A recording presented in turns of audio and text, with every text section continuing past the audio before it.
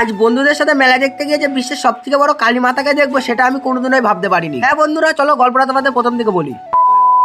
আজকে আমরা সব বন্ধুরা মিলে গেছিলাম কালনার বিখ্যাত 52 হাত লম্বা কালীমাতাকে দেখতে। মেলার ভেতরে ঢুকতে না ঢুকতে আমাদের চোখ পড়লো সেই 52 হাত লম্বা কালীমাতার উপরে। আর দেখছিলাম তার সাইডে মায়ের ভক্তরা বসে আছে। আর তোমরা তো দেখে বুঝতেই পারছো ঠাকুরের উচ্চতা কতটা। আর মায়ের দুই পাশে দাঁড়িয়ে ছিল মায়ের সখীরা। যেহেতু এই ঠাকুরটি পুজো হয় পৌষ মাসে, এই জন্য ঠাকুরটির নাম হলো পৌষ কালীমাতা। আর তোমাদের মধ্যে কেউ কি বলতে পারবে এই ঠাকুরটা কোথায় পুজো হয়? আমাদের মন ভরে ঠাকুর দেখা কমপ্লিট হয়ে গেলে আমরা বেরিয়ে পড়লাম মেলা দেখার জন্য। মেলার সঙ্গে কিন্তু এখানে অর্কেস্ট্রারও করা হয়েছে। মেলায় এসে এরকম একটা ইউনিক জিনিস দেখলাম। আর এই সাইনবোর্ডে লেখা ছিল 2 মিনিট ঝুলে থাকতে পারলে 500 টাকা পুরস্কার দেবে। এছাড়াও মেলায় ছিল বিভিন্ন রকম খাবারের দোকান। আমার সব থেকে বেস্ট লেগেছে এই চায়ের দোকানটা। সমস্ত রকম বাচ্চাদের খেলনা এবং বয় সেকশনের চশমাও কিন্তু এখানে বিক্রি হচ্ছে। আর দোকানে বিক্রি হচ্ছিল এরকম বড় বড় লুচি, এবং তার সঙ্গে ছিল বাচ্চাদের খেলার জন্য বিভিন্ন রকম রাইড। তোমরা ব্রেক ডান্সে কে কতবার উঠেছো সেটা কিন্তু অবশ্যই কমেন্ট করবে। সব থেকে সেরা লেগেছিল এই বাদাম ভাজার ইউনিক মেশিনটা। আর আমাদের মেলা দেখা কমপ্লিট হয়ে গেলে কিন্তু আমরা বাড়ি যাওয়ার জন্য বেরিয়ে পড়লাম।